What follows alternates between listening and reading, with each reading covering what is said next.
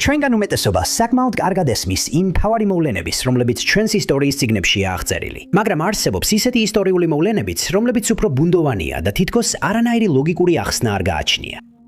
იმედია დროთა განმავლობაში და მეტი კვლევის შედეგად ჩვენ უფრო მეც გავიგებთ ამ შემთხვევების შესახებ და საბოლოოდ ზოგიერთი პასუხიც მოიძებნება. ნომერი 20. თერას მინოური ამოფრქვევა, კატასტროფული მოვლენა, რომელმაც კუნძული გაანადგურა, დიდი ხნის განმავლობაში რთული იყო ზუსტად დათარიღებულიყო. თუმცა ამჟამინდელი შეფასება დაახლოებით ძველი წელთაღრიცხვის 1600 წელია. დათარიღება გადამწყვეტია ამოფრქვევის გავლენის ზუსტად დასადგენად სხვადასხვა უძველეს საზოგადოებებზე და ასევე ქრონოლოგიური მაჩვენებლის, მაგალითად ნამსხვრევების ფენის მისაცემად სხვა არქეოლოგიური აღმოჩენებისთვის. 2025 წლის კვლევამ ზუსტი წელი ვერ დაადგინა, მაგრამ მან გაარკვია ამოფრქვევის კავშირი ძველი ეგვიპტის ქრონოლოგიასთან. ადრე ძველი წელთაღრიცხვის 1600 წელი ასოცირდებოდა ეგვიპტის ადრეულ სამეფოსთან და ზოგიერთმა ამოფრქვევის გავლენა დაუკავშირა დიდ ქარიშხლის წარწერას, რომელიც თარიღდება ძველი წელთაღრიცხვის 1550 წლით. მაგრამ ეგვიპტური მოვლენების ზუსტად დაკავშირება გარე მოვლენებთან რთულია, განსაკუთრებით ნაკლებად დოკუმენტირებული შუალედური პერიოდების დროს.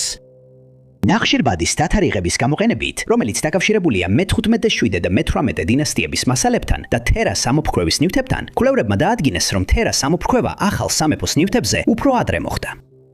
კვლევამ აჩვენა, რომ მე-18 დინასტია, რომელიც იწყება აღმოსეთი, დაიწყო დაახლოებით ძვენოწინდელი 1529 წელს და არა ძვენოწინდელი 1580 წელს. ეს ახანგრძლივებს მესამე შუალედურ პერიოდს და თერას ამოფრქვევას ამ პერიოდში ათავსებს. შესაბამისად, ცნობილი ახალი სამეფოს ფარაონები ურთიერთობდნენ უფრო გვიანდელ მინოსურ ჯგუფებთან, რაც შესაძლოა შეცვალოს ჩვენი წარმოდგენა კულტურულ გაცვლაზე. მიუხედავად იმისა, რომ ზუსტი თარიღი უცნობია, კვლევა ადასტურებს, რომ თერას ამოფრქვევა მოხდა ახმოსეს დინასტიის ეგვიპტეზე მმართველობამდე. 19 ნომერი. საუკუნეების განმავლობაში არქეოლოგებმა აღმოაჩინეს საოცარი არტეფაქტები, რომლებსაც თითქოს ახსნა არ აქვთ. ზოგი მათგანი აღმოჩენილია ისეთ ადგილებში, სადაც ისინი არ უნდა ყოფილიყვნენ, ხოლო სხვები შექმნეს ხალხმა, რომელთა შესახებაც აქამდე არაფერი გვსმენია. ზოგიერთი მათგანი ამბობენ, რომ წყელებს შეიცავს. სხვებზე კი გამოსახულია ცხოველებითა და ობიექტები, რომელთა იდენტიფიცირებაც ვერ შევძელით, რის გამოც ზოგიერთს ჯერა, რომ ისინი შექმნეს სხვა სამყაროს არსებებმა ან ცივილიზაციებმა, რომლებიც დროში დაიკარგნენ. ასევე არსებობს არტეფაქტები, რომლებიც ან მოჩვენებებით დასახლებულად, ან ბოროტი არსების მიერ შეპრობილად ითვლება. ამგვარ ცნობებს ხშირად სკეპტიკურად უყურებენ, მაგრამ მანჩესტერის მუზეუმის ეგვიპტური განყოფილების ბევრი სტუმარი მაინც ამტკიცებს, რომ იქ გამოფენილ ერთ-ერთ არტეფაქტს საკუთარი გონება აქვს. საუბარი ეხება შუა სამეფოს სამარხის სტატუეტკას, რომელიც მუზეუმში მინის ვიტრინაშია გამოფენილი. თავდაპირველად ეგონათ, რომ ეს უბრალოდ კიდევ ერთი იყო იმ ასობით ძველი ეგვიპტური არტეფაქტიდან, რომლებიც წლების განმავლობაში აღმოაჩინეს. მაგრამ ერთ დღეს ყველაფერი შეიცვალა. 2013 წლის თებერვალში მუზეუმის კურატორი კემბელ პრაისი ეგვიპტურ განყოფილებაში ექსკურსიას ატარებდა, როცა რაღაც უცნაური შენიშნა, რაც შეუძლებელი უნდა ყოფილიყო. სტატუეტკა, რომელსაც ნაბ სენუქვია, ძველად ფარაონთან ერთად უნდა დაემარხათ, რადგან სჯეროდათ, რომ ის ფარაონის სუნისთვის მეორე ჭურჭლის როლს შეასრულებდა იმ შემთხვევაში, თუ მისი მუმია განადგურდებოდა. აღსანიშნავია, რომ მუმია და სტატუეტკა მუზეუმს 1933 წელს გადაეცა საჩუქრად და მას შემდეგ ისინი ერთმანეთისგან განცალკევებით ინახება. მოცემულ დღეს პრაისი გაოცებული დარჩა, როდესაც შენიშნა, რომ არტეფაქტი არასწორი მიმართულებით იყო მიბრუნებული და მან მუზეუმის დანარჩენ თანამშრომლებს კითხა, გადაადგილა თუ არა ვინმე არტეფაქტი, მაგრამ არავის გადაუტანია. გარდა ამისა, მხოლოდ რამდენიმე ადამიანს ჰქონდა იმ კონკრეტული ვიტრინის გასაღები, მაგრამ არც ერთი მათგანი არ გადაიტანდა ქანდაკებას მისთან შეთანხმების გარეშე. მან გახსნა ვიტრინა, დააბრუნა ქანდაკება თავდაპირველ პოზიციაზე და ისევ ჩაკეტა ვიტრინა. მეორე დღეს ქანდაკება ისევ სხვა მიმართულებით იყო მიბრუნებული, ხოლო მომდევნო დღეს ისევ გადაადგილებული აღმოჩნდა. ის ფიქრობდა, რომ ამას აუცილებლად უნდა ქონოდა ლოგიკური ახსნა, მაგალითად ვიბრაციები, რომლებიც მას და მის სტუმრებს არ შეეძლოთ ეგრცნოთ. მაგრამ იმავე ვიტრინაში მოთავსებული სხვა არტეფაქტები საერთოდ არ დაძრულა და პრაისი დაბნეული დარჩა. იმის გამო რომ ეჯობდნენ, თითქოს ვიღაცას ვიტრინაში შეეღწია, კამერა მისკენ მიმართეს და ყოველ წუთში ერთხელ ფოტოებს იღებდა. როდესაც ფოტოები გადაამოწმეს, მუზეუმის თანამშრომლები გაოცდნენ, როცა აღმოაჩინეს, რომ არტეფაქტი თავისით ტრიალებდა, მაშინ როცა დანარჩენები სრულიად უძრავად რჩებოდნენ. მოითქვა ვარაუდი, რომ ბრუნვა შეიძლებოდა განსხვავებული ხახუნის გამო გამოწვეულიყო, რაც ნამდვილად დამაჯერებელი ახსნა, მაგრამ პრაისი სკეპტიკურად დარჩა. მან აღნიშნა, რომ სტატუეტი ამავე ვიტრინაში დიდი ხნის განმავლობაში იდგა და მანამდე არასდროს დაძრულა, რაც ასე არ იქნებოდა თუ ამ ტიპის ხახუნი იქნებოდა მიზეზი. ბევრმა ექსპერტმა გამოთქვა აზრი ამ თეორიაზე, მაგრამ ვერავინ ახსნა, რატომ დაიწყო არტეფაქტმა მოულოდნელად ასე მოქცევა, როცა ადრე სრულად უძრავად იდგა. ის დღესაც გამოფენილია ყველასთვის, ვისაც მისი ნახვა სურს, თუ რა თქმა უნდა საკმარისად მამაცია. ნომერი 18. თითქმის 200 წლის წინ 129 კაცი უკვალოდ გაუჩინარდა, როცა ისინი ლეგენდარული ჩრდილო-დასავლეთის გზის საძიებლად წავიდნენ. მას შემდეგ ფრენკლინის ექსპედიციის ბედი შემაშფოთებელ საიდუმლოდ დარჩა, რომლის ამოხსნასაც ბევრი ცდილობდა. მიუხედავად იმისა, რომ ეხლა უკვე ცნობილია უფრო ზოგადი და შემზარავი დასასრული, ისტორიკოსები ჯერ კიდევ ცდილობენ ამ თავსატეხის ბევრი დაკარგული ნაწილის ერთმანეთთან დაკავშირებას. 2024 წელს ამ თავსატეხის კიდევ ერთი ახალი ნაწილი აღმოაჩინეს, როდესაც ექსპედიციასთან დაკავშირებული ერთი ნეშტის იდენტიფიცირება საბოლოოდ მოხერხდა. ფრენკლინის ექსპედიცია იყო მისია, რომლის მიზანიც ჩრდილო-დასავლეთის გასასვლელის, ატლანტიკისა და წყნარი ოკეანეების დამაკავშირებელი საზღვაო მარშრუტის პოვნა იყო, რომელიც კანადის ჩრდილოეთით მდებარეობს. ბევრმა სცადა მისი პოვნა მანამდე, ხოლო 1845 წელს ჯონ ფრენკლინ სიდის ჯერი დადგა. მან ორი გენი, ერებუსი და ტერორი, გაყინულ ჩრდილოეთში წაიყვანა, მაგრამ ისინი აღარსოდეს დაბრუნდნენ. დროის გასვლასთან ერთად დაკარგული მეზღვაურების ოჯახები და მეგობრები მთავრობაზე ზეწოლას ახორციელებდნენ, რათა მათ საყვარელი ადამიანები მოეძებნათ. კამპანიას ფრენკლინის სოლი ხელმძღვანელობდა და საბოლოოდ სამაშველო მისია გაეგზავნა. 1859 წელს ექსპედიციამ იამ კინგ ვილიამის კუნძულზე ქრის გროვა აღმოაჩინა, რომლის შიგნითაც დამთრგუნველი წერილი იდო. შეთხობინება ჯეიმს ფიცჯეიმსმა დაწერა, რომელიც ერეაბუსის მეორე მეთაური იყო. მაშინ ნათქვამი იყო, რომ ფრანკლინი გარდაიცვალა და ორივე გემი კტინულში იყო გაჭედილი. რამდენიმე ზამთრის შემდეგ კაცებს გემის მიტოვება მოუწიათ და კტინულზე გაემართნენ შავი მდინარის შესასვლელის საძებნელად. დროთა განმავლობაში ამ მარშრუტზე კიდე მეტი ცხედარი აღმოაჩინეს და ადგილობრივმა ინუიტებმა მეტი ინფორმაცია მიაწოდეს. მათ აღწერეს გამხდარი კაცები, რომლებიც გადარჩენისთვის ბრძოლაში თავიანთ გარდაცვლილ თანამგზავრებს სჭამდნენ. ნაპოვნი ნეშტები თავიდან დაკრძალეს და მხოლოდ 1980-იან წლებში აღმოაჩინეს. ისინი ხელახლა მკვლევრებმა, რომლებიც ფრანკლინის ექსპედიციის ბედს იკვლევდნენ. იყო ორი ძირითადი ჯგუფი ნეშტებისა, რომლებიც ფრთხილად გამოათხარეს და შეისწავლეს. შემდეგ ისინი ხელახლა დაკრძალეს მემორიალურ ქრის გროვასთან. მიუხედავად იმისა, რომ ცნობილია, რომ ეს ადამიანები ექსპედიციის წევრები იყვნენ, მათი ზუსტი ვინაობა საიდუმლოდ დარჩა. მეტი ვიდრე 100 მეზღვაური ჯერ კიდევ ცოცხალალი იყო, როდესაც ფიცჯეიმსმა თავისი შეთხობინება დაწერა კინგ ვილიამის კუნძულზე. როგორც ჩანს, მათგან არც ერთი ვერ გადაუჭა ბეკის მდინარემდე მოგზაურობას. მაგრამ ვინ დაეცა და როდის უცნობი იყო. 1980-იან წლებში კაცების ამოსაცნობად დნმ-ის გარდა არაფერი არსებობდა. 2013 წლის კვლევამ სხვადასხვა ნაშთებიდან დნმ აიღო და მათი შედარება ცნობილ ნათესავებთან დაიწყო. 2021 წელს პირველი დამთხოვა მაშინ დაფიქსირდა, როდესაც ერთ-ერთი ნეშტი ჯონ გრეგორად HMS ერებუსის ინჟინრად ამოიცნეს. დნმ-ის მიმწოდებელი სხვა შთამომავლებიდან არც ერთი არ დაემთხვა ნაპოვნ ნეშტებს. მაგრამ ტესტების ამ პირველი ეტაპის შემდეგ ახალი შთამომავალი გამოვლინდა. ის იყო ფიცჯეიმსის მეხუთედ მოშორებული მეორე ბიძაშვილი, ფიცჯეიმსის დიდი ბაბუის პირდაპირი მამრობითი ხაზის შთამომავალი. ახალი დნმ შეადარეს ნაშთებს და დამთხოვა აღმოაჩინეს. ის ფაქტი, რომ ფიცჯეიმსი ექსპედიციის მაღალი რანგის ოფიცერი იყო, აღმოჩენას განსაკუთრებით საინტერესოს ხდიდა. მიჩნეულია, რომ მან კერნის შეთხობინება გარდაცვალებამდე მხოლოდ რამდენიმე კვირით ადრე დაწერა. მაგრამ აღმოჩენას განსაკუთრებით შემაშფოთებელს ფიცჯეიმსის ძულებზე აღმოჩენილი კვალი ხდიდა. ჯონ გრეგორის ნეშტისგან განსხვავებით, აშკარა ნიშნები იყო იმისა, რომ ფიცჯეიმსის ნეშტი გარდაცვალების შემდეგ დაჭრილი იყო. ის შეჭმული იყო, რადგან მისმა თანამებრძოლებმა ყველაფერი გამოიყენეს გადარჩენისთვის და ეს ადასტურებდა, რომ ფიცჯეიმსის გარდაცვალებისას კიდევ სხვებიც ცოცხლები იყვნენ. ესევე გამოავლინა, რომ წოდება საკმარისი არ იყო იმისთვის, რომ მამაკაცებს მისი შეჭმა შეეჩერებინათ. ამ აღმოჩენამ მკვლევრებს მეტი წარმოდგენა მისცა იმის შესახებ, როგორი უნდა ყოფილიყო გადარჩენილებისთვის ის ბოლო კვირები. მუშაობა ფიცჯეიმსის გვერდით აღმოჩენილი სხვა ნეშტების საიდუმლოს ამოხსნაზე კვლავ გრძელდება. ნომერი 17. ამბობენ, რომ ბელბეკერის ხალხს დიდი წვლილი მიუძღვის ბრიტანეთში ბრინჯაოს ხანის შემოტანაში და შესაძლოა მათ სტოუნჰენჯის გადაკეთებაშიც მიიღეს მონაწილეობა, მაგრამ ამ ცივილიზაციისა და მათი ცხოვრების შესახებ ძალიან ცოტა რამ ვიცით. ეხლა მიიჩნევა DNM-ის ანალიზის წყალობით, რომ ბელბიგერის ხალხი ბრიტანეთში დაახლოებით ძველი წელდაღრიცხვის 2400-2600 წლებში ჩამოვიდა და მათი მოსვლა ნეოლითის პერიოდის დასასრულს ნიშნავდა. გარდა ამისა, ამბობენ, რომ მათი DNM-ი თითქმის მთლიანად ჩაანაცვლა ბრიტანეთის თავდაპირველი მოსახლეობის DNM-ი, რაც ნიშნავს, რომ კუნძულის თავდაპირველი მოსახლეებიდან თითქმის არავინ არის დაკავშირებული თანამედროვე ადამიანებთან, რომლებიც ახლა იქ ცხოვრობენ. ეს დადგინდა კვლევის დროს, რომელმაც შეადარა ბრიტანეთში დაკრძალული ადამიანების DNM-მა ამ იდუმალი ხალხის მოსვლამდე და მის შემდეგ. მთავარი მკვლევარი პროფესორი იან ბარნსი აღნიშნავს, რომ იმ ადამიანების ნეშტებში აღმოჩენილი DNM, რომლებიც დაკრძალულნი იყვნენ მათი მოსვლის შემდეგ, საგრძნობლად განსხვავდებოდა თავდაპირველი მოსახლეობის DNM-სგან, რაც მიუთითებს მასიურ მოსახლეობის ცვლილებაზე. ბელბეგერის ხალხს ეს სახელწოდება მიენიჭა მათი გამორჩეული კერამიკის სტილის გამო.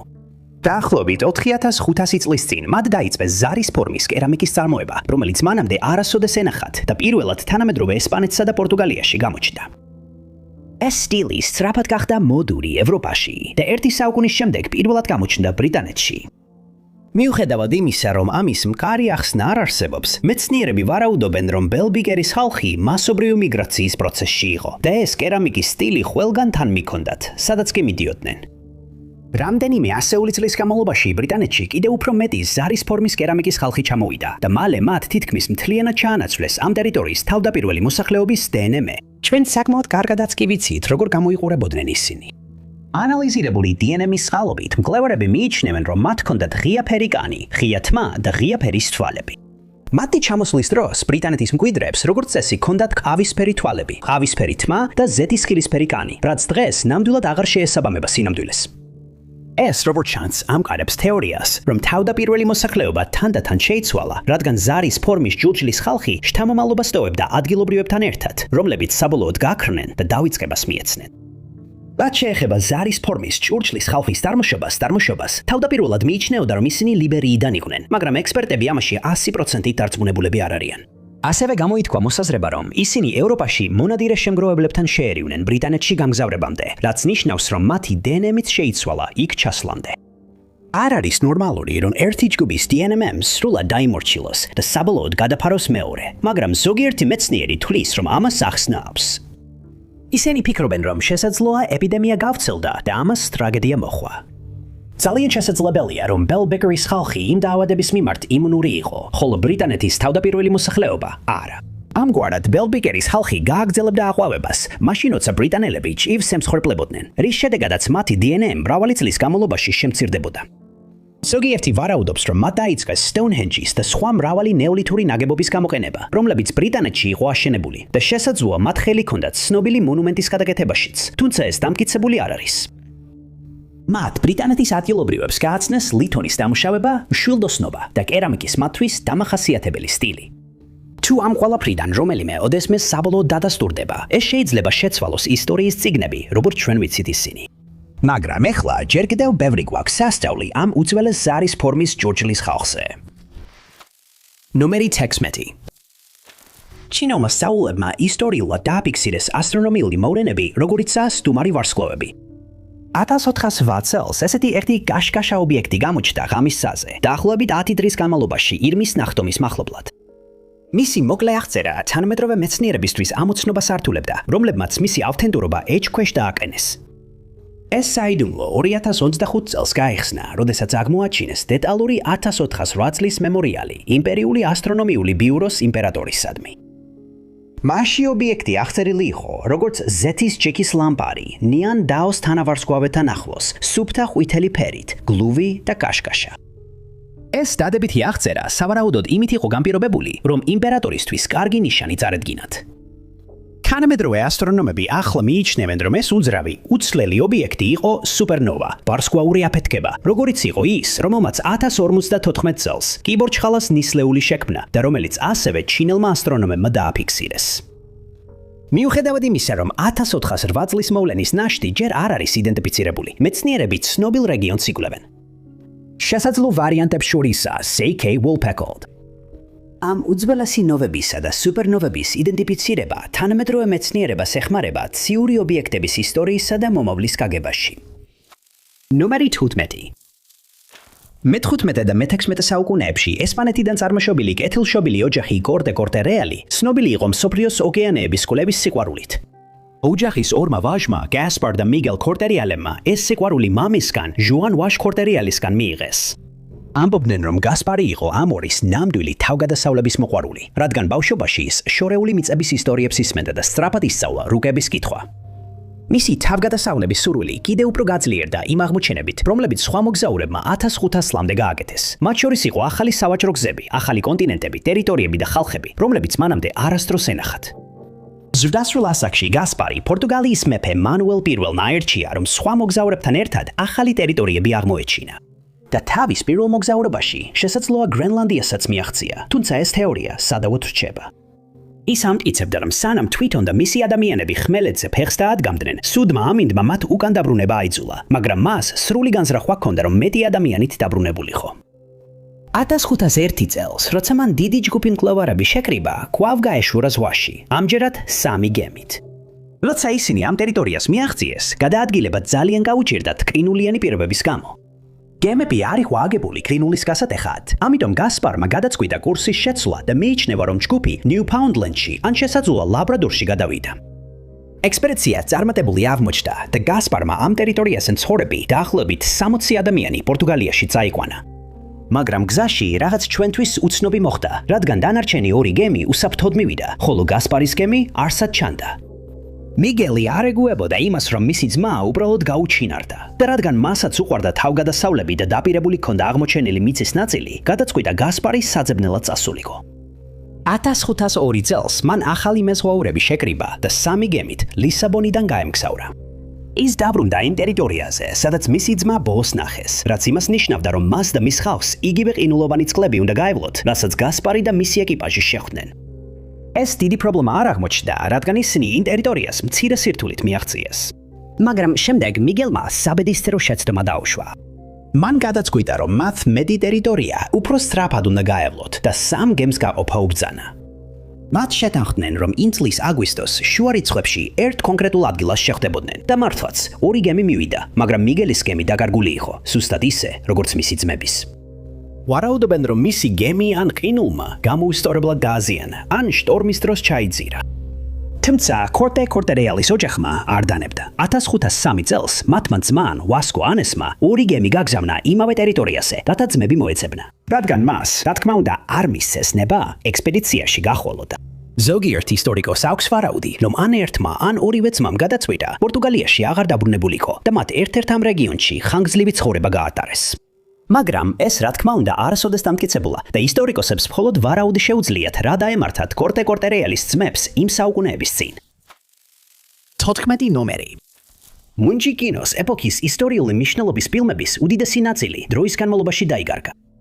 არასწორმა შენახვამ, საწყობებში ხანძრებმა და განზრახ განადგურებამ ხელი შეუწყო ათასობით ფილმის დაკარგვას, რომლებიც აღარასოდეს იქნება ნანახი.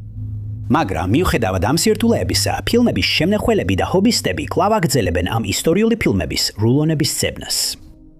2024 წელს ამ დაკარგული ფილმებიდან კიდევ ერთი ხელახლა აღმოაჩინეს, მას შემდეგ რაც იგი პირველად შეიქმნა საუკუნეზე მეტი ხნის წინ.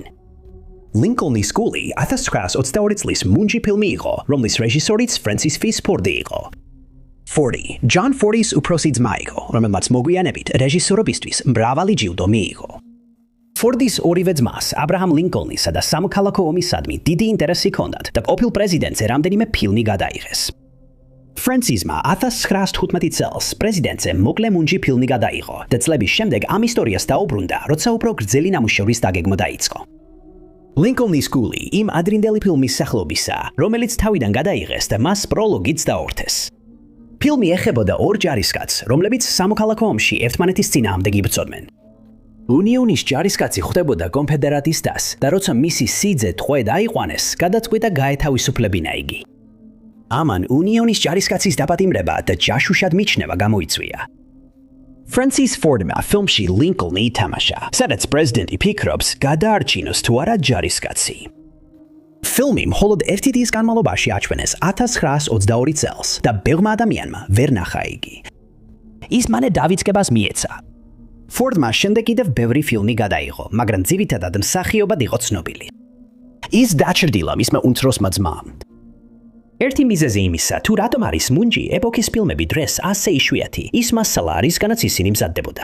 ნიტრატის ფილმი უკიდურესად ნაზია და შეიძლება დაიშალოს თუ სწორ პირობებში არ შეინახება.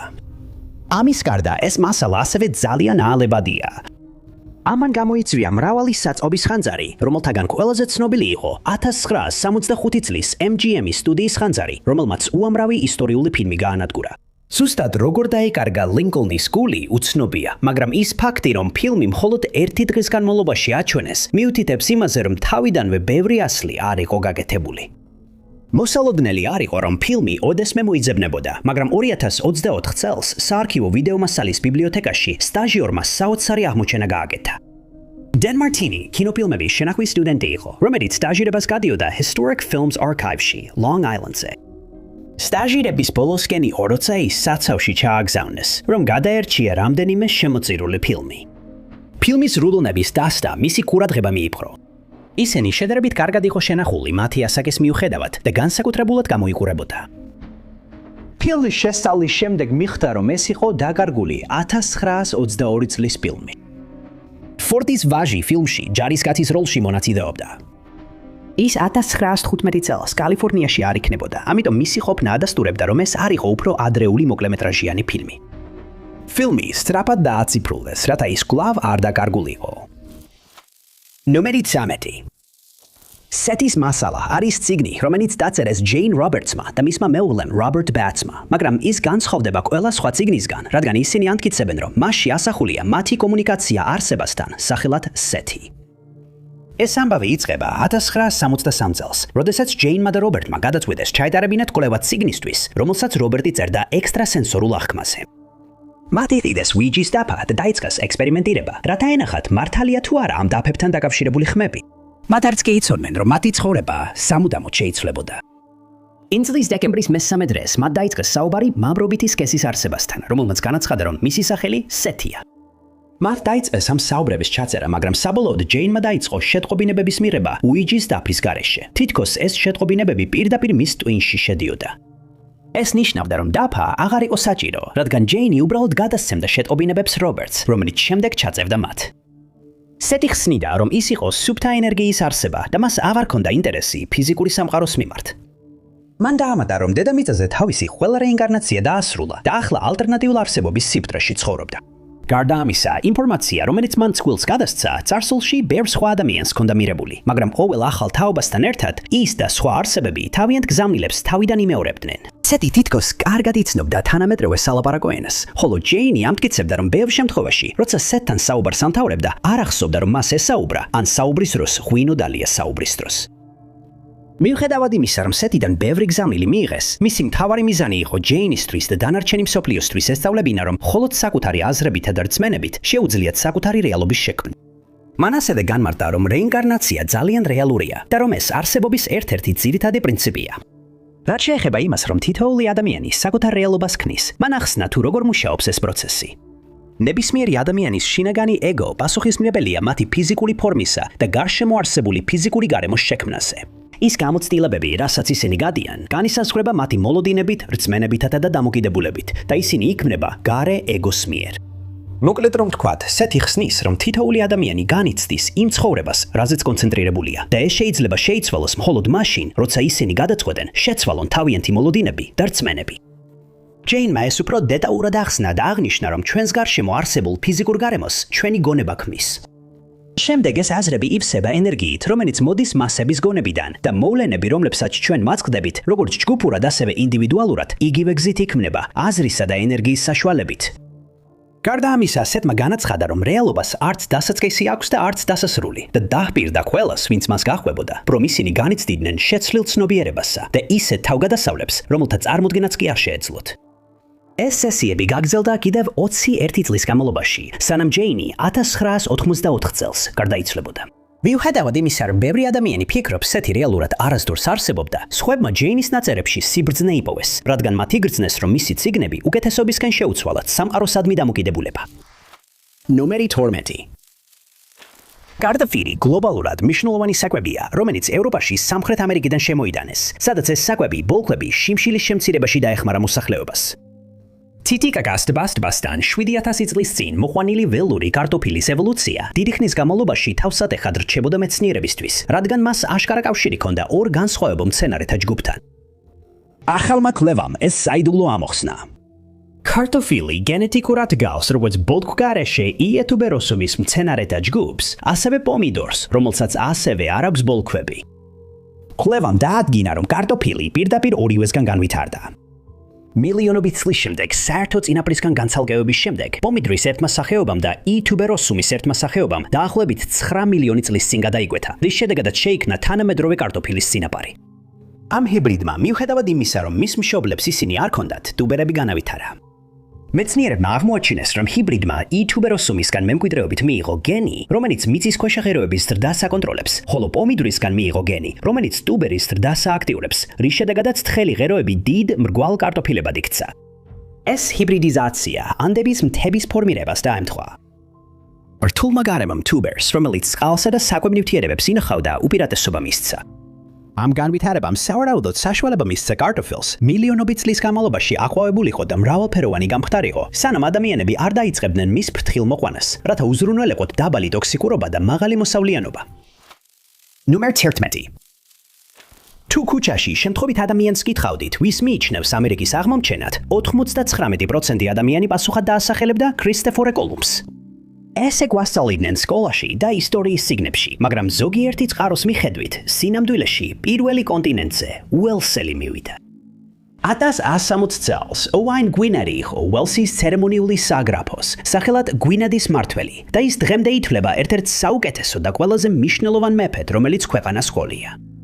რამდენიმე შემთხვევაში ოვაინი და ინგლისის მეფე ჰენრი მეორე ერთმანეთს ებრძოდნენ უელსის დამოუკიდებლობისა და გაფართოების გამო, რადგან ჰენრი ცდილობდა უელსი ინგლისისთვის დაებრუნებინა. ჰენრი საბოლოოდ დაამარცხა ოვაინმა და მისმა მოკავშირეებმა უელსში, რომლებსაც ამ დღეს ცუდი ამინდი ეხმარებოდა. 1160 წელს ოვაინი გარდაიცვალა და თითქმის მაშინვე მის 13 შვილს შორის შიდა დაპირისპირება დაიწყო იმის გამო, თუ ვინ დაიკავებდა ტახტს. მისი ორი ვაჟი, მაილეკი და რერიდი, გადაწყვიტეს, რომ არ სურდათ ჩართულიყვნენ ამ დაპირისპირებაში და არც დანარჩენ ოჯახთან ქონოდათ საქმე. ისინი ლონდონდერის ნავსადგურში ავიდნენ გემზე და ლეგენდის მიხედვით დასავლეთისკენ გაცულეს კონკრეტული დანიშნულების გარეშე, რადგან გადაწყვიტეს ენახათ, სად აღმოჩნდებოდნენ. მათ გადაცურეს ატლანტის ოკეანე და საბოლოოდ ამერიკის კონტინენტს მიადგნენ. მათ გადაწყვიტეს ეს აღმოჩენა თავიანთ ხალხს გაეზიარებინათ, ამიტომ მადოკი დაბრუნდა სახლში, რათა მეტი ადამიანი წამოეყვანა. იქ მისვლის შემდეგ მან ადგილობრივები თავისი მოგზაურობისა და ახალი სამყაროს შესახებ მოთხრობებით აღავსო, რომელიც მან და მისმა ძმამ აღმოაჩინეს. მისი მოთხრობებით მოხიბლულმა ბევრმა კაცმა მეორე მოგზაურობაში მონაწილეობის სურვილი გამოთქვა და 1117 წელს ისინი ლუნდის კუნძულიდან გაემგზავრნენ. ამბობენ, რომ ჯგუფი ამერიკაში დაბრუნდა და ალაბამაში მობილის ყურეში გადავიდა ნაპირზე. იქიდან კი ისინი ალაბამას მდინარისკენ გაემართნენ, სადაც გზა და გზა ქრის ციხე-სიმაგრეები ააშენეს. ამაზე დღემდე საუბრობენ ამერიკელი ინდიელი ტომები და ადასტურებენ, რომ ეს ციხე-სიმაგრეები თეთრკანიანმა კაცებმა ააშენეს, თუმცა არასდროს დამტკიცებულა, რომ ეს მადოკი და მისი მეზღვაურები იყვნენ. მაგრამ ისტორიკოსებმა დაადასტურეს, რომ ამ ნაგებობებს საოცარი მსგავსება აქვთ უელსში კონვის საგრაფოში მდებარე დოლვიდ ალენის ციხე-სიმაგრესთან. ამავე ნაგებობების ასაკი დადგენილია ქრისტეფორე კოლუმბის კონტინენტზე ჩამოსვლამდე პერიოდით. ამიტომაც ბევრი ადამიანი თვლის, რომ სწორედ მადოკი იყო მისი ნამდვილი აღმომჩენი. არც მადოკი, არც რერიდი და არც მათი ხალხი აღარავის უნახავს და ვარაუდობენ, რომ მათ გადაწყვიტეს ამერიკაში დარჩენა, სადაც ადგილობრივი ტომის ნაწილად დაიწყეს ცხოვრება. ნომერი 10. დღეს ფართოდ არის ცნობილი, რომ ბუბონური ჭირი, რომელმაც შუა საუკუნეებში ევროპა გაანადგურა, ვირთხებზე მყოფი რცხილების მიერ ვრცელდებოდა. მაგრამ ბოლო წლებში არქეოლოგებმა აღმოაჩინეს, რომ ბაქტერია, რომელმაც ჭირი გამოიწვია, ათასობით წლის წინ ადამიანებსაც აინფიცირებდა. მაგრამ როგორ ვრცელდებოდა ეს ბრინჯაოს ხანის დაავადება, ბევრად უფრო საიდუმლოა. ახალმა კვლევამ შესაძლოა საბოლოოდ ნათელი მოფინა ამ კითხვას. დაახლოებით 4000 წლის წინ, როცა გვიანი ნეოლითის პერიოდი ბრინჯაოს ადრეულ ხანად იქცა, ევროპასა და აზიაში ბევრი ცვლილება ხდებოდა. მეცხოველეობა იწყებდა ფეხის მოკიდებას და ველური ცხენები მოშინაურებული იყო. ზოგიერთი უძველესი ქალაქი იწყებდა ზრდას და აღმოსავლეთის სტეპებიდან ევროპულ მოსახლეობაში ახალი დნმ-ის ნაკადი შემოდიოდა. მაგრამ ამ ცვლილების მიმდინარეობისას დაავადება ორ კონტინენტზე ვრცელდებოდა. მეცნიერებს ჯერ კიდევ არ იციან, რამდენად მნიშვნელოვანი გავლენა ჰქონდა ამ დაავადებას. შესაძლოა ის უფრო გრიპს გავდა, ვიდრე 2000 წლის შემდეგ გავრცელებულ ჭირებს. მაგრამ რაც მეცნიერებს ნამდვილად იციან, არის ის, რომ ეს დაავადება კონტინენტის მასშტაბით სხვადასხვა მოსახლეობაში გაჩნდა. კბილებიდან აღებული DNA-ის ანალიზის შედეგად, რომელიც ჩატარდა ცვიდოცვებული მეოთხე და მესამე ათასწლეულის მიჯნაზე მცხოვრები 1000-მდე ადამიანის კბილებზე, აღმოჩნდა Yersinia pestis-ის კვალი, იგივე ბაქტერია, რომელმაც იუსტინიანეს ჭირი და შავი სიკვდილი გამოიწვია. მაგრამ ათასობით წლის განმავლობაში მნიშვნელოვანი ევოლუციური ცვლილებები მოხდა. კერძოდ ბრინჯაოს ჰანის კბილებში აღმოჩენილ ბაქტერიას არ ჰქონდა უნარი, რომ წყილებში გადარჩენილიყო. შავი ჭირი, რომელიც 1600-იან წლებში ევროპაში გავრცელდა, ფლობდა თვისებას, რომელიც მას რწყილის კუჭის მჟავასთან გამკლავების საშუალებას აძლევდა, რაც ბაქტერიას საკმარისად დიდხანს აცოცხლებდა, რომ რწყილიდან ადამიანზე გადაცემულიყო. ეს თვისება ბრინჯაოს ხანის წინაპრებს არ ჰქონდათ. ამან ისტორიკოსები რთული კითხვით დატოვა, როგორ გავრცელდა ეს დაავადება კონტინენტზე.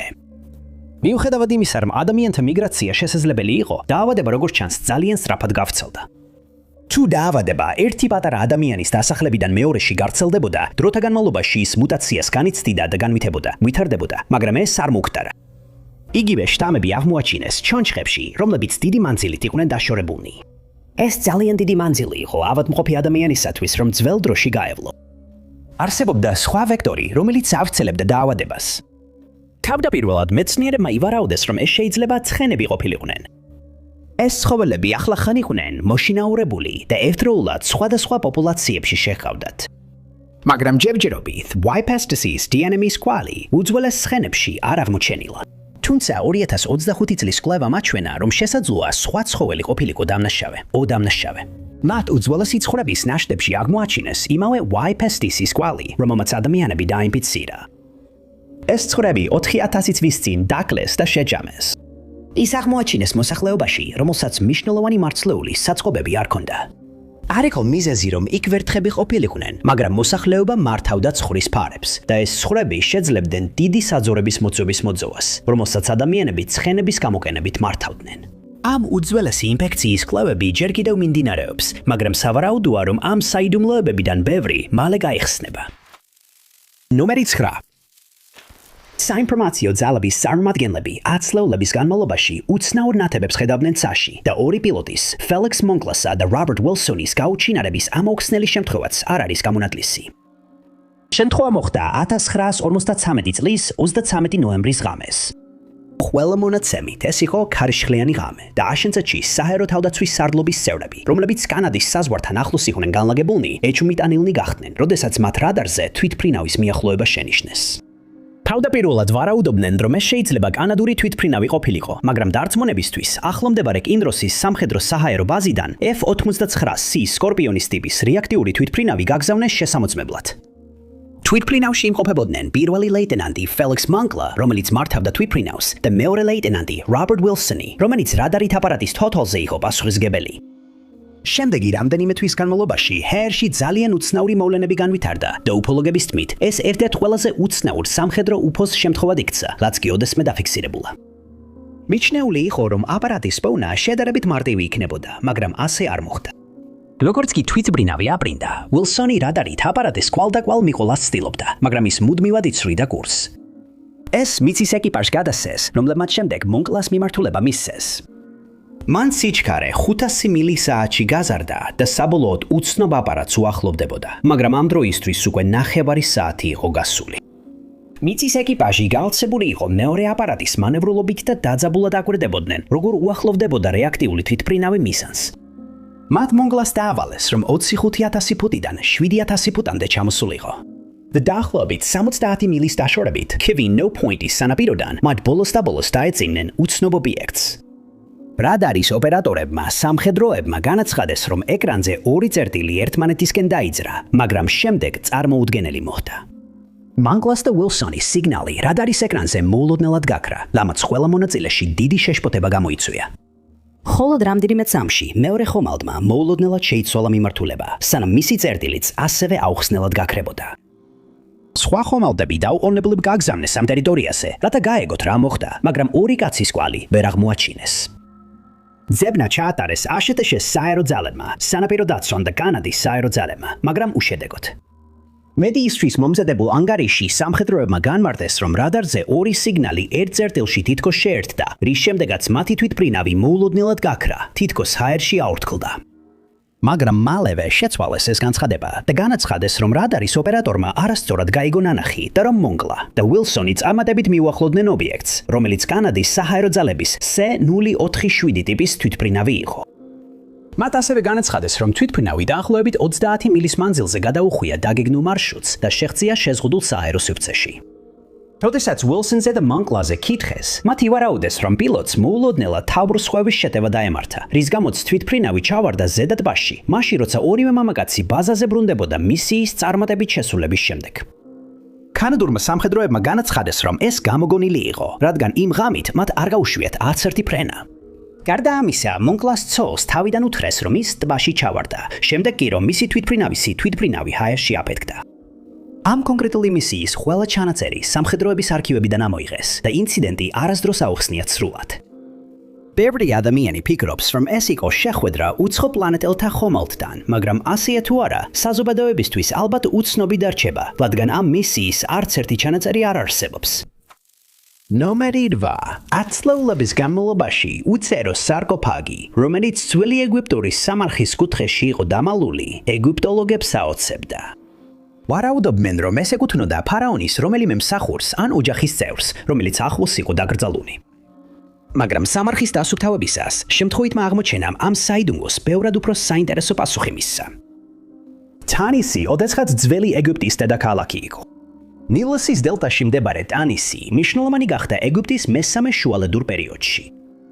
1930-იან წლებში ჩატარებულმა მასშტაბურმა არქეოლოგიურმა სამუშაოებმა გამოავლინა სამარხები, რომლებიც არ ჩამოუვარდებოდა უფრო ცნობილ ნეფეთოველის სამარხებს. აღმოჩენებმა შეცვალა ჩვენი წარმოდგენა 21 და 22 დინასტიებზე. აღმოჩენილ სამარხებს შორის იყო ფარაონ ოსორგო მეორის სამარხი. ასორგონი ხელისუფლებაში მოვიდა ძვედავ ტემპლი 862 წელს და ის 22 დინასტიის ნაწილი იყო. მისი სამარხი ანტიკურ პერიოდში გაძარცული იყო, მაგრამ გრანიტის სარკოფაგი და რამდენიმე კანოპური ქილა ადგილზე დარჩენილიყო. ეს არქეოლოგებისთვის საკმარისი აღმოჩნდა მის ამოსაცნობად, მაგრამ ეს ერთადერთი სარკოფაგი არ იყო, რომელიც იქ აღმოაჩინეს. კიდევ ერთი სარკოფაგი ერთ-ერთ წინა კამერაში იყო განთავსებული. ეს იყო დიდი გრანიტის სარკოფაგი, რომელსაც საერთოდ არ ჰქონდა წარწერები. ასევე ოთახში არ იყო დარჩენილი კანოპური ქილები. ეს ნიშნავდა, რომ არქეოლოგებს არ ჰქონდათ საშუალება ამოეხსნათ საიდუმლო, თუ ვინ იყო ოდესღაც იქ დაკრძალული. დროის განმავლობაში ანონიმური სარკოფაგი დავიწყებას მიეცა. ზოგიერთი სამარხი მნიშვნელოვანი მოხელეების ან ოჯახის წევრების ნეშტს შეიცავდა და ეს იყო საუკეთესო ვარაუდი, თუ ვის ეკუთვნოდა სარკოფაგი. ბოლო წლებში ეგვიპტოლოგებმა თავიანთი ყურადღება ტანისის ნაშთების შენარჩუნებაზე გადაიტანეს. ეს გულისხმობდა როგორც მიწის ზედაპირზე, ასევე მიწისქვეშა ტერიტორიებზე დასუფთავების სამუშაოებს და არქეოლოგთა ჯგუფი ოსორგონის სამარხში გაგზავნეს ამ ამოცანის ფარგლებში. როდესაც იდუმალი ოთახის კუთხეში ტერიტორიას ასუფთავებდნენ, მათ უშაპტის ფიგურების სასამალავი აღმოაჩინეს. ეს პატარა ქანდაკებები უნდა წარმოადგენდეს მსახურებს, რომლებიც გარდაცვლილის სულს იმ ქვეყნიურ ცხოვრებაში დაეხმარებიან. დაახლოებით 225 ასეთი ფიგურა აღმოჩნდა ოთახის კუთხეში, მოწესრიგებულად განლაგებული და ტალახის ფენებით დაფარული. ისე ჩანდა, თითქოს ისინი ათასობით წლის განმავლობაში არავის შეეხო. ყველაზე მნიშვნელოვანი ის იყო, რომ ქანდაკებებზე შიშაკ მესამე შესახებ იყო წარწერები გაკეთებული. შიშაკი იყო ოსორგონის მემკვიდრე და დაახლოებით 40 წლის განმავლობაში მართავდა. ის ხელისუფლებაში მოვიდა არეულობის პერიოდში და სხვადასხვა პრეტენდენტთან მოუწია ტახტისათვის ბრძოლა. საბოლოოდ მან გაიმარჯვა და ცნობილია იმ არქიტექტურული კვალი, რომელიც ქალაქში დატოვა. უშაპტის ფიგურები და რამდენიმე სხვა ფრაგმენტული წარწერა, რომლებიც იქნა აღმოჩენილი, მიანიშნებს, რომ ეს საიდუმლო სარკოფაგი შიშაკს ეკუთვნოდა. ამას გარკვეული აზრი აქვს, მაგრამ რაც ამ აღმოჩენას განსაკუთრებით საინტერესოს ხდის, არის ის ფაქტი, რომ ეგვიპტოლოგებს შიშაკ მესამის სამარხი უკვე აღმოჩენილი ჰქონდათ. სამარხი ახლოს მდებარეობდა და ასევე შეიცავდა ორ სარკოფაგს. მაგრამ, როდესაც ეგვიპტოლოგებმა შიშაკ მესამის სამარხში წარწერები შეისწავლეს, მათ აღმოაჩინეს მითითებები მის მემკვიდრეზე, შიშაკ მეოთხეზე. ასევე აღმოაჩინეს სხვა მტკიცებულებები, რომ სამარხში არსებული ნივთები არ იყო განკუთვნილი თვნილი ყოფილი მმართველისთვის. სკივრი ძალიან პატარა იყო, რომ შიგნით მისი კანოპური ქილები დაეტია და ზოგიერთი ღმერთის ეპითეტი მხოლოდ მას შემდეგ გამოიყენებოდა, რაც მესამის სამარხი უკვე აშენებული იყო. ცხადია ის მეოთხემ ჩაიგდო ხელში, ხოლო ადრინდელი მმართველი დაკარგული იყო. ახალმა აღმოჩენამ ორი საიდუმლო ამოხსნა, რა დაემართა შიშაკ მესამეს და ვის ეკუთვნოდა იდუმალი სარკოფაგი, მაგრამ ამან კიდევ უფრო მეტი კითხვა გააჩინა. ამ საიდუმლოებების ამოხსნა სავარაუდოდ მხოლოდ ტანიში დამატებითი კვლევებითა და მომავალი აღმოჩენებით იქნება შესაძლებელი. ნომერ 7. ყოველთვის შემაშფოთებელია, როდესაც მტკიცებულება ჩნდება, რომ ვიღაც, ვინც გარდაცვლილად მიიჩნეოდა, სინამდვილეში ცოცხალია სადღაც, მის მეგობრებსა და ოჯახს კი ამის შესახებ არაფერი იციან. მიუხედავად იმისა, რომ Herschel Greenspans მეორე მსოფლიო ომის შემდეგ გადარჩენა საბოლოოდ არასდროს დადასტურებულა, ერთი ფოტო თითქოს მიუთითებს, რომ ეს მართლაც ასე იყო. Greenspani, რომელიც ჰანოვერიდან გერმანიიდან იყო, ოფიციალურად არასდროს გამხდარა გერმანიის მოქალაქე 1913 წლის გერმანიის მოქალაქეობის კანონის გამო, რომელიც განსაზღვრავდა, რომ გერმანიაში დაბადებულ ბავშვს მოქალაქეობა მხოლოდ იმ შემთხვევაში შეეძლო მიეღო, თუ ორივე მშობელი იქ იყო დაბადებული. ამის ნაცვლად პირველი მსოფლიო ომის დასრულების შემდეგ Greenspani და მისი ოჯახის დანარჩენი წევრები პოლონეთის მოქალაქეები გახდნენ. ჰანოვერში ცხოვრებისას გამოცხადდა, რომ გერმანიაში მცხოვრებ ყველა პოლონელ ებრაელს დააპატიმრებდნენ და Greenspans ოჯახიც იმ 12,000 ადამიანს შორის იყო, ვინც დააგავეს. მათ მთელი ქონება და მიწები ჩამოართვეს და იძულებულნი გახდნენ მატარებლით დაბრუნებულიყვნენ პოლონეთში. როცა საზღვარს მიაღწიეს, დაახლოებით 2 მილი ფეხით უნდა გაელვოთ ქალაქამდე, მაგრამ შესვლა აუკრძალეს და საზღვარზე დარჩენა მოუწიათ, სადაც მათ წითელი ჯვარი უვლიდა. პირობები საშინელი იყო და ბევრი ადამიანი დაავადდა. Greenspani ვეღარ იტანდა ესეთ მოპყრობას, ამიტომ მან ბოროტი გეგმა შეიმუშავა. ფულის შოვნის შემდეგ მან შეიძინა ცეცხლსასროლი იარაღი და გაემგზავრა პარიზში, გერმანიის საელჩოში. მან მოითხოვა საელჩოს ოფიციალურ პირთან საუბარი, თავი ჯაშუშად გააცნო და განაცხადა, რომ მნიშვნელოვანი ინფორმაცია ჰქონდა გასაზიარებელი. მან განაცხადა, რომ ინფორმაციას მხოლოდ ელჩს, რომელსაც მისი ავმატებულება უწოდა, გადასცემდა, მაგრამ იძულებული გახდა დათანხმებოდა საუბარს ერნსტ ფონ რატთან, რომელიც დაბალი რანგის ოფიციალური პირი იყო. ის მიიყვანეს Van Radis კაბინეტში, სადაც თოვეს განეხილა აღნიშნული ინფორმაცია, მაგრამ ამის ნაცვლად Greenspani იარაღი ამოიღო და გაისროლა. ის მაშინვე დააკავეს და მან სრულად აღიარა დანაშაული. Greenspani გარკვეულწილად ცნობილ პიროვნებად იქცა თავისი დაუფიქრებელი ქმედებებით და მან რამდენიმე ინტერვიუ მისცა პარიზის ფრენეს ციხეში ყოფნისას. ბრალდების მხარეც ცდილობდა, რომ იგი გერმანიაში გაეგზავნათ სასამართლოს წინაშე წარსადგენად, მაგრამ საფრანგეთის მთავრობამ უარი განაცხადა. ის საბოლოოდ ბურგაში გადაიყვანეს, მაგრამ როდესაც მას და კიდევ რამდენიმე პატიმარსი გადახავდათ, მათზე გერმანული თვითმფრინავები დაესხნენ თავს. არეულობის დროს რამდენიმე პატიმარმა გაქცევა მოახერხა და მიიჩნიეს, რომ Greenspani-ც მათ შეუერთდა, რადგან ის არ იყო იმ ადამიანებს შორის, ვინც საბოლოოდ ბურგაში ჩავიდა. თუ ეს ცოდნოდა, ალბათ გაიქცეოდა, მაგრამ ამის ნაცვლად ბურგაში ფეხით მივიდა, სადაც თავად ჩაბარდა პოლიციას და აუხსნა, რომ შეტევის შემდეგ, როცა დანარჩენი პატიმრები შეკრიბეს, უბრალოდ უგან დარჩა. შემდეგ თულუსში დააპატიმრეს, მაგრამ გერმანელები კვლავ ეძებდნენ მას. იმ დროისთვის საფრანგეთი უკვე დანებებული იყო, ამიტომ მათ მოითხოვეს Greenspani-ს გადაცემა, მიუხედავად იმისა, რომ მას გერმანიის მოქალაქეობა ჰქონდა უარყოფილი. საფრანგეთის მთავრობა ამ მოთხოვნას არ შეეწინააღმდეგა და Greenspani Prince Albrecht Straße დააპატიმრეს. ის საბოლოოდ მაგდებურგში გადაიყვანეს, მაგრამ ამის შემდეგ მისი ბედი უცნობია. ზოგი ადამიანი ფიქრობს, რომ ის პატიმრობაში გარდაიცვალა, მაგრამ სხვები ვარაუდობდნენ, რომ მან ომი გადაიტანა და პარიზში გადავიდიდა. ეს თეორია 1946 წელს გაძლიერდა, როდესაც გამოჩნდა ფოტო, რომელზეც ბევრი ადამიანის თქმით Greenspani იყო გამოსახული. ფოტო გერმანიაში იყო გადაღებული და მიუხედავად იმისა, რომ არასდროს დადასტურებულა, რომ ეს ნამდვილად Greenspani იყო, ბევრი ადამიანი ფიქრობს, რომ მან შეძლო გრძელი ცხოვრება გაეტარებინა გერმანიის ხელისუფლების შეუმჩნევლად. მე-6 ნომერი. საუკუნეების განმავლობაში უცნაური მუმია, რომელიც ავსტრიის პატარა ეკლესიაშია მოთავსებული, იზიდავდა ტურისტებს და მათ, ვისაც სურდა ამ უჩვეულო საიდუმლოს არში ჩაცდომა.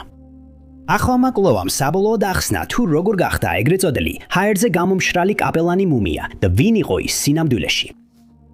დაახლოებით 1850 წელს გამოქვეყნდა პირველი ცნობილი ლიტერატურა უცნაური მუმიის შესახებ, რომელიც წმინდა თომასის ეკლესიის კრიპტაში ბლაზენშტეინში მდებარეობდა. ეს მხოლოდ მოკლე ხსენება იყო, მხოლოდ ერთი წინადადებით ორი გამომშრალი ადამიანის ნეშთის შესახებ, რომლებიც სავარაუდოდ ყოფილი სამრევლო მღვდლები იყვნენ. მაგრამ მას შემდეგ ერთ-ერთი იმ ორი სხეულის შესახებ ბევრად მეტი ინფორმაცია გამოქვეყნდა. მაშინაც კი ჰაერზე გამომშრალი კაპელანი ადგილობრივ ტერიტორიაზე კარგად იყო ცნობილი. ჩვეულებრივ, როდესაც ნეშთებს განზრახ მუმიფიცირებენ, ნეშთებში რაიმე სახის ჭრილია გაკეთებული. მაგრამ ამ მუმიაში ასეთი ჭრილი არ აღმოჩნდა. ის უბრალოდ ისე გამოიყურებოდა, თითქოს გამშრალიყო და ბუნებრივად შემონახულიყო. როგორ გახდა ჰაერზე გამშრალი კაპელანი მუმია, ეს მხოლოდ ერთ-ერთი საიდუმლო იყო, რომელიც ამ მუმიას უკავშირდებოდა. მეორე კი ის იყო თუ ვინ იყო იგი ზუსტად. დიდი ხნის განმავლობაში ჭორაობდნენ, რომ ეს ნეშტი ფრანც ქსავერ შილდერ ფონ როზენეგს ეკუთვნოდა. One Rosenegg იყო არისტოკრატული წარმოშობის მოდელი, რომელიც 1700-იან წლებში გარდაიცვალა.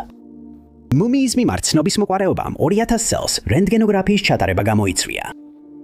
რენტგენოგრაფიამ ვერ გამოავლინა ინფორმაცია იმის შესახებ, თუ როგორ იყო მუმია შენახული, მაგრამ შესაძლოა მიანიშნებდა, თუ როგორ გარდაიცვალა ეს ადამიანი. კაცის მარცხენა ქვედა ნაწლავში მცირე მგვალი ობიექტი აღმოჩნდა. ვარაუდობდნენ, რომ ეს შეიძლება ყოფილიყო რაღაც სახის კაფსულა, რომელიც ოდესღაც შხამს შეიცავდა. საკურთხეველში წლის გაჟონვა მეცნიერებს კიდევ ერთი შესაძლებლობა მისცა, შეესწავლათ ნაშთები, რამაც მოულოდნელი აღმოჩენა გამოიწვია. მუმიას ჩაუტარდა კომპიუტერული თომოგრაფია, რომელმაც ბევრად მეტი აჩვენა ვიდრე რენტგენმა. ამ იდუმალი მამაკაცი სავსე იყო სხვადასხვა მასალით, მათ შორის ნაზი ქსოვილებით, ხის ნაფოტებითა და ტოტებით. მასალა ავსებდა მის გუნკერტსა და მუცელს, რაც შეიძლება ხსნიდეს, რატომ იყო ეს ადგილი ბევრად უკეთ შენახული ვიდრე თავი და ფეხები, მაგრამ ჭრილი მაინც არ ჩანდა. ამიტომ შესასვლელად სხვა მეთოდის პოვნა გახდა საჭირო. დაწვრილებით გამოკვლევამ აჩვენა, რომ მასალა ქვედა საჭმლის მომნელებელი ტრაქტის საშუალებით იყო შეყვანილი. ეს იყო პირველი შემთხვევა, როდესაც ბალზამირების ეს მეთოდი ოდესმე უნახავთ. მასალის ნაწილი ამოიღეს, რის შედეგადაც გამოჩნდა რთულად ნაკარგი ქსოვრილი, სელის ქსოვილი და თუნდაც აბრეშუმი. ასევე იპოვეს პატარა მრგვალი ობიექტი და მეის მინის მძივად გამოაცხადე, რომელიც შესაძლოა ბალზამირების დროს ტანსაცმლიდან ჩამოვარდნილიყო. ავეგეთ ქსოვილის ნიმუშები და ანალიზმა ბევრი რამ გამოავლინა ამ კაცის ცხოვრებაზე. ეს ცხოვრობდა 1700-იან წლებში და გარდაიცვალა 30-იან წლებში. იყო ნიშნები, რომ ის ჩიბუხს ხეჭავდა, ხოლო ფილტვების სერიოზული დაზიანება მიუთითებდა, რომ მას შესაძლოა ტუბერკულოზი ჰქონოდა. მან მთელი ცხოვრების განმავლობაში კარგად იკვებებოდა, მაგრამ სიცოცხლის ბოლოს დიეტა შეიცვალა. ეს შესაძლოა გამოწვეული იყო ავადმყოფობით ან საკვების რაოდენობის ცვლილებით. ჰერზე გამომშრალი ჩაპლაინის ვინაობისა და მისი ბალზამირების მეთოდის ამოხსნის შემდეგ კვლავ საიდუმლოდ რჩება, რატომ მოხდა მისი ბალზამირება. შესაძლოა იგი შეინახეს იმის განზრახვით, რომ ნეშტი ვონ როზენეგის მშობლიურ ქალაქში გადაეტანათ, მაგრამ ეს გეგმა მიატოვეს. კიდევ ერთი თეორიაა, რომ შენახვა დაავადების გავრცელების თავიდან ასაცილებლად იყო განკუთვნილი, განსაკუთრებით თუ ტუბერკულოზი იყო მისი გარდაცვალების მიზეზი. ნომერი 5. Sir Charles Kingsford Smith-ის დამაბნეველი საქმე 1935 წლით თარიღდება და რადგანაც ის არასდროს უპოვიათ, მისი საქმე დღემდე გადაუჭრელ ავსტრალიურ საიდუმლოდ რჩება. Smith საკმაოდ დიდი სახელი ჰქონდა სიცოცხლეში, რადგან მას აღიქვამდნენ როგორც გამოცდილ ავიატორს, რომელიც დიდ მომხიბლელობას ასხივებდა. მისი კარიერა აღინიშნებოდა მრავალი მიღწევით, რომელიც მანამდე არავის ჰქონდა შესრულებული. მაგალითად, ავსტრალიის მთლიან ტერიტორიაზე უწყვეტი ფრენა, ავსტრალიიდან ახალ ზელანდიაში ფრენა, შემდეგ ავსტრალიიდან ლონდონში და ასევე პირველი აღმოსავლეთით გადაკვეთა წყნარი ოკეანის. ყველა ეს მიღწევა თავისთავად გამორჩეულია, მაგრამ ისინი დაჩრდილულია 1935 წელს მომხდარი მოვლენებით. ეს დაიწყო წლის 7 ნოემბერს, როდესაც სმითმა გადაწყვიტა ლონდონიდან ავსტრალიაში დაბრუნება თვითმფრინავით. ამ დროისთვის სმითი, ან როგორც მეგობრები ეძახდნენ, სმითი 38 წლის იყო და გადაწყვიტა ფრენა თომი პეზერბრიჯთან ერთად გაეზიარებინა. და იმ საღამოს, როდესაც მზე ჩადიოდა, წყვილი ერთთრავიან თვითმფრინავში, სახელად Lady Southern Crossy აფრინდა. ისინი გაჩერდნენ საწვავის შესავსებად ალაჰაბადში, ინდოეთში, რის შემდეგაც სინგაპურისკენ გაემართნენ. ისინი ჰაერში შენიშნეს, როცა სხვა პილოტს, ჯიმი მელროუს, ჩაუარეს. ჯიმი მაშინვე შეატყობინა ამის შესახებ, რადგან ძალიან აღფრთოვანებული იყო, რომ ცნობილი წყვილი ნახა. მიჩნეულია, რომ მელროუზი იყო ბოლო ადამიანი, რომელმაც სმითი და პეზერბრიჯი ნახა, სანამ ისინი გაუჩინარდებოდნენ. უნდა აღინიშნოს, რომ მას შემდეგ, რაც სმითი ახალგაზრდობაში ბონდი ბიჩის თავზე ფრენისას სიკვდილს ძლივს გადაურჩა, მას აკვაფობია განუვითარდა. ეს იმას ნიშნავდა, რომ როცა წყლის თავზე დაფრინავდა, პანიკური შეტევები ემართებოდა. თუმცა უცნობია, ქონდა თუ არა ამას რაიმე კავშირი მის გაუჩინარებასთან, მაგრამ ეს ნაკლებად სავარაუდოა, რადგან მასთან ერთად მეორე პილოტიც იყო, რომელიც ნებისმიერ მომენტში შეძლებდა თვითმფრინავის მართვის გადაბარებას. როდესაც ისინი დანიშნულების ადგილზე არ მივიდნენ, მრავალი თეორია გაჩნდა იმის შესახებ, თუ რა შეიძლებოდა მომხდარიყო მათთან. უმეტესობა ფიქრობდა, რომ მათი თვითმფრინავი მიანმარში აის კუნძულზე, მაღალ ხეებში ჩამოვარდა და ამისთვის კარგი მიზეზიც ჰქონდათ. სმითის მიერ გამოყენებულ რუკაზე ეს კუნძული ჯერ არ იყო აღნიშნული, ამიტომ შეიძლებოდა დაევიწყებინა, რომ ის მის გზაზე იყო. გარდა ამისა, თვითმფრინავის შასის ერთი ფეხი კუნძულზე აღმოაჩინეს დაახლოებით 18 თვის შემდეგ, რაც წყვილი გაუჩინარდა. 3 თვის შემდეგ, რაც ისინი გაუჩინარდნენ, კიდევ ერთმა ავიატორმა განაცხადა, რომ კუნძულზე რამდენიმე მაღალი ხე იყო შუაზე გატეხილი, მაგრამ რადგან სხვა ნამსხვრევები არ აღმოაჩინეს, ვერ დადგინდა ეს სმითის თვითმფრინავის ავარიამ გამოიწვია თუ არა.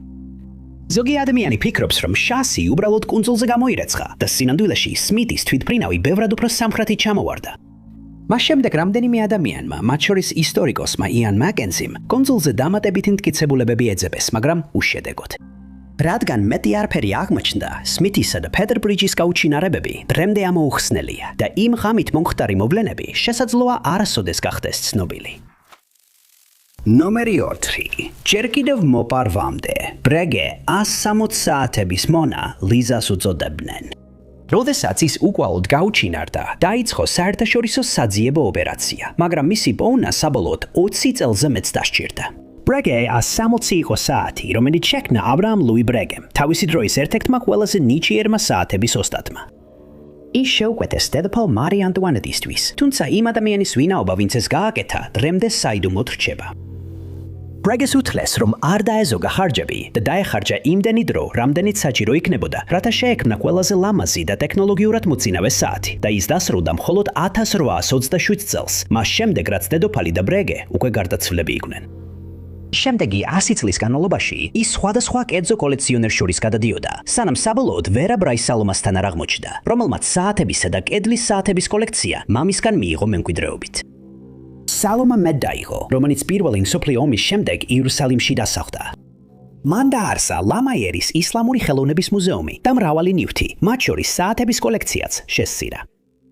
1983 წლის 7 აპრილის დილით მუზეუმის თანამშრომლება შემზარავი აღმოჩენა გააკეთეს. მუზეუმში შეჭრა მოხდა ასობით ნივთი მოიპარეს, მათ შორის მარი ანტუანეტას საათიც. ქურდი ან ქურდები, როგორც ჩანს, ფანჯრიდან შევიდნენ, რომელიც ძლივს იყო იმდენად დიდი, რომ ზრდასრული ადამიანი გაეტია. ქურდობის ღამეს მორიგეობაზე 2 დაცვა იყო, მაგრამ მალე გაირკვა, რომ ისინი იმ დროს ეძინათ. სიგნალიზაცია იყო, მაგრამ გაფუჭებული იყო. დაიწყო მასშტაბური საძიებო ოპერაცია და პოლიციამ დაკითხა ცნობილი ქურდები. მათ შორის იყო კაცი სახელად ნამან დილერი. დილერმა ადრე უკვე ჩაიდინა თამამი ქურდობა თელ-ავივის ბანკში და ეჭვმიტანილად მიიჩნეოდა. მაგრამ მის პასპორტში ეწერა, რომ დანაშაულის დროს ქვეყანაში არ იმყოფებოდა. როდესაც მინიშნებები თითქმის არ იყო, საქმე შეჩერდა. ეს ასე იყო 2008 წლამდე, სანამ მუზეუმს ადვოკატი არ დაუკავშირდა. ის მუშაობდა ამერიკაში მცხოვრები ქალის სახელით, რომელსაც ანონიმურად დარჩენა სურდა. მას ჰქონდა მოპარული საათების დიდი ნაწილი და სურდა მათი მუზეუმისთვის დაბრუნება გატიდვის გზით. შეთანხმება შედგა მარი ანტუანეტას საათით დაბრუნებულ ნივთებს შორის იყო. პოლიციამ მალე შეიტყო შეთანხმების შესახებ და დაიწყო გამოძიება. ქალი აღმოჩნდა ნილის შემრადი, დილერის ქურივი. დილერმა ავიარა დანაშაული ცოტა ხნით ადრე, სანამ გარდაიცვლებოდა და თავისი განძი მას დაუტოვა. როდესაც საათები კვლავ გამოფენილია, ერთადერთი დარჩენილი საიდუმლო ისა, რატომ ჩაიდინა დილერმა ეს დანაშაული. მან მხოლოდ რამდენიმე გაყიდა და გამომძიებლები ფიქრობენ, რომ სავარაუდოდ უბრალოდ სურდა დაემტკიცებინა, რომ ამის გაკეთება შეეძლო. მესამე ნომერი. თავდაპირველად სუმერული მეფეთა სია მხოლოდ იმ ცივილიზაციის მითოლოგიიდან არსებებსა და ფიგურებს მოიცავდა, ასე ფიქრობდნენ. მაგრამ აღმოჩენებმა, რომლებიც დნმ-ის ანალიზის წყალობით გაკეთდა, შეიძლება საპირისპირო დაამტკიცოს, რაც კიდევ უფრო მეტ საიდუმლო შემატებს ამ უცნაურ აღმოჩენას. სიის პირველი სახელი 226,000 წლის წინანდელია, რაც შეიძლება უცნაურად მოგეჩვენოთ, რადგან ისტორიკოსები არ თვლიან, რომ იმ პერიოდში ცივილიზაციები არსებობდაობდა. მიჩნეულია, რომ შუმერული ცივილიზაცია დაიწყო ძველი წელთაღრიცხვის 5400 წელს და დასრულდა 600 წლის შემდეგ. ამიტომ ის ფაქტი, რომ მეფეთა სია ასობით ათას წლით ადრე იწყება, ისტორიკოსებს დაბნეულობაში აგდებს. ქვემოთ მოყვანილია იმ მეფეების სია, რომლებმაც შუმერს მართავდნენ წვეწეცელე 1817 წლამდე. სახელები დაწერილია შუმერულად, როგორც მოსალოდნელია და ისინი ამოტვიფრულია თიხის ტაბულებზე, რომლებიც აღმოჩენილია ძველ მესოპოტამიაში, რომელიც დღეს სამხრეთერავად არის ცნობილი. სია აღმოჩენილი იქნა ამ რეგიონში ჩატარებული რამდენიმე გათხრის დროს მე-20 საუკუნეში, ხოლო პირველი ფრაგმენტი აღმოაჩინა გერმანულ-ამერიკელმა მეცნიერმა ჰერმან ჰილპრეხტმა. მან ეს აღმოჩენა გააკეთა 1900-იანი წლების ბოლოს და მრავალი კვლევის შემდეგ 1906 წელს გამოაქვეყნა თავისი აღმოჩენები. 1911 წელს ჟან ვენსან შიელემ აღმოაჩინა კიდევ რამდენიმე ფრაგმენტი და წლების განმავლობაში ნიადაგის ქვეშ სულ 18 ფრაგმენტი იქნა აღმოჩენილი. იგი ასევე აღწერს დიდ წყალდიდობას, რომელიც ძალიან გავს ბიბლიაში აღწერილ წყალდიდობას და რომელიც ამ ტერიტორიაზე ათასობით წლის წინ მოხდა. თუმცა უცნობია, არის თუ არა ეს გამოგონილი თუ ისტორიული აღწერა. სუმერული მეფეების სიის უცნაურობას ის ქმნის, რომ ამ დიდ წყალდიდობამდე მოხსენიებული ზოგიერთი მეფის შესახებ წერია. თითქოს მათ ათასობით წლის განმავლობაში ემართათ, რაც რა თქმა უნდა შეუძლებელია. მოხსენიებული მეფეებიდან 8 ჯამში 341,200 წელს იმეფა, რის გამოც ზოგიერთმა ადამიანმა იუარაუდა, რომ ეს სია ან გამოგონილია, ან იმ დროის მითოლოგიას გადმოსცემს. მეფე ენმულუ ანა მოხსენიებულია როგორც 43,200 წელს მმართველი, ხოლო მეფე კალიუგა მოხსენიებულია როგორც 422,000 წელს მმართველი. ეს კიდევ უფრო ამყარებს მითოლოგიის თეორიას, რადგან რიცხვი 422 ხშირად გამოიყენება მისტიციზმში ისტორიის განმავლობაში. ის ასევე მნიშვნელოვანია ვიკინგებისთვის, მაიასთვის და ძველი ბერძნებისთვის. მაგრამ სხვებს უფრო ლოგიკური ახსნა აქვთ.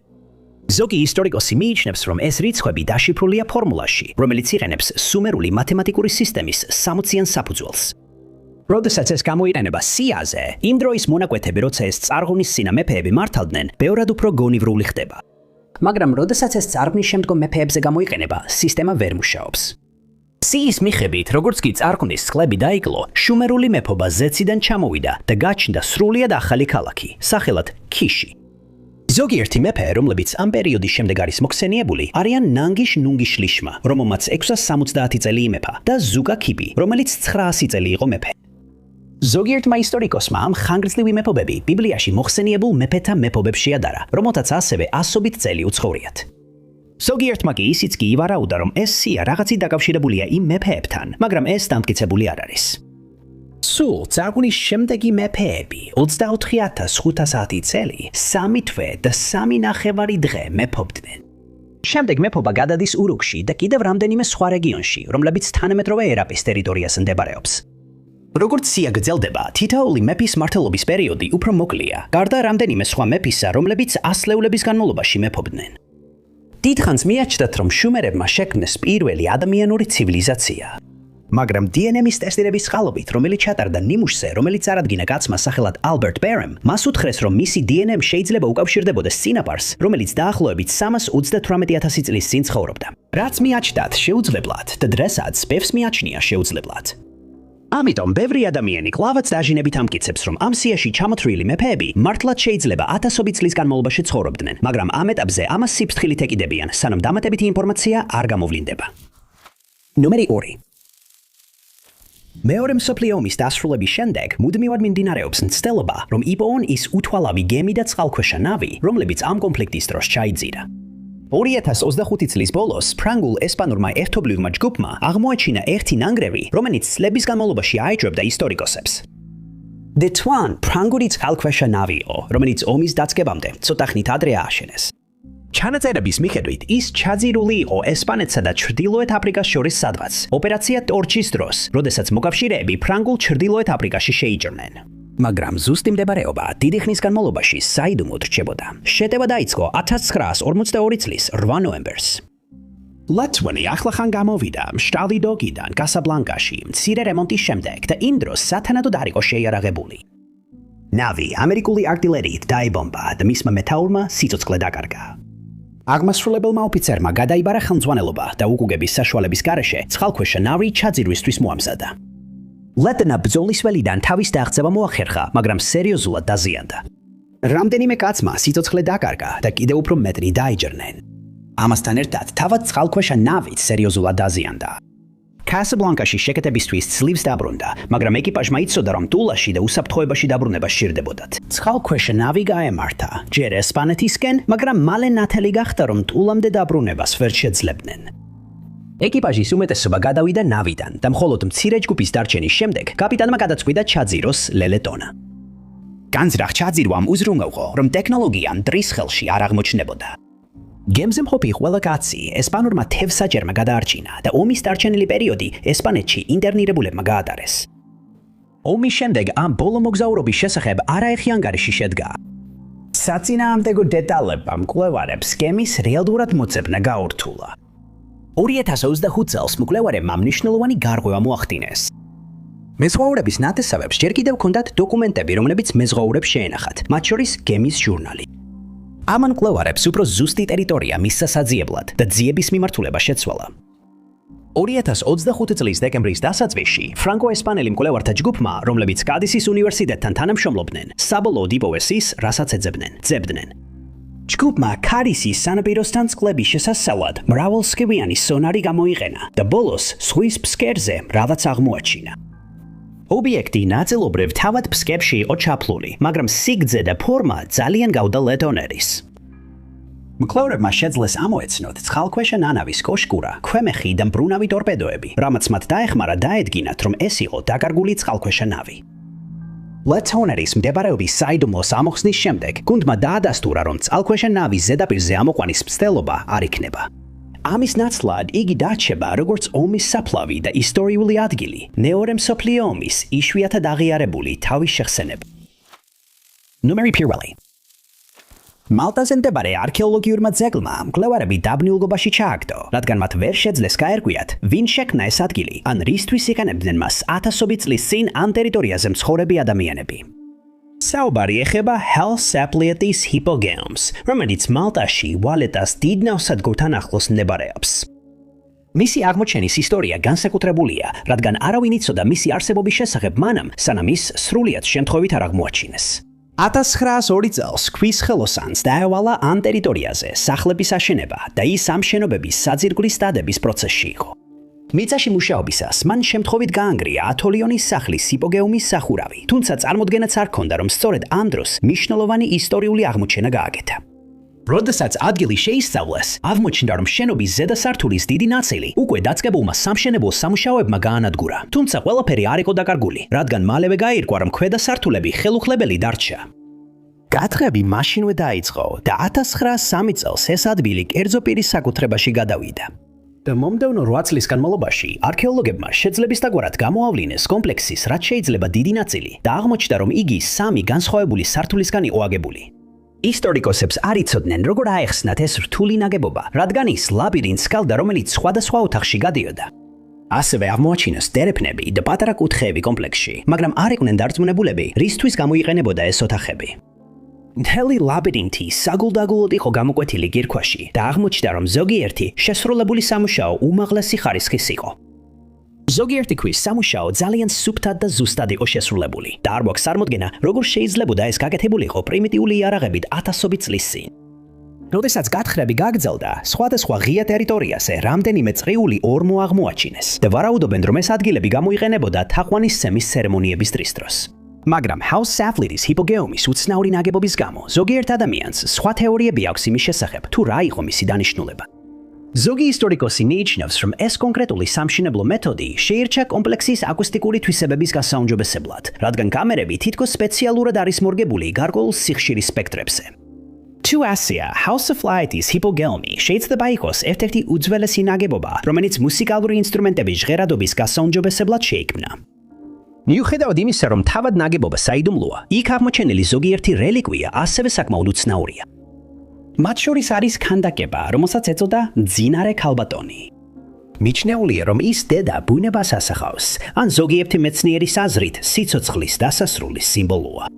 ეს ადგილი, რომელიც თარიღდება ჩვენ წერამდე 4000-დან 205 წლამდე, საჭიროებს ბევრად მეტ კვლევას და გათხრები, სავარაუდოდ კიდევ დიდხანს გაგრძელდება. იმედია, კვლევები უფრო მეტს გამოავლენს ამ იდუმალ ხალხზე და იმაზე, თუ როგორ ცხოვრობდნენ ისინი მაშინ. დიდი მადლობა, რომ უყურეთ. თუ მოგეწონათ ეს ვიდეო, აუცილებლად დააჭირეთ მოწონების ხილაკს. ასევე არ დაგავიწყდეთ გამოიწეროთ არხი და დააჭიროთ შეტყობინების ზარს, რომ არ გამოტოვოთ ჩვენი მომავალი ვიდეოები. მე ვარ Top 5 უცნობი და შემდეგ ვიდეოში ისევ შეგხვდებით.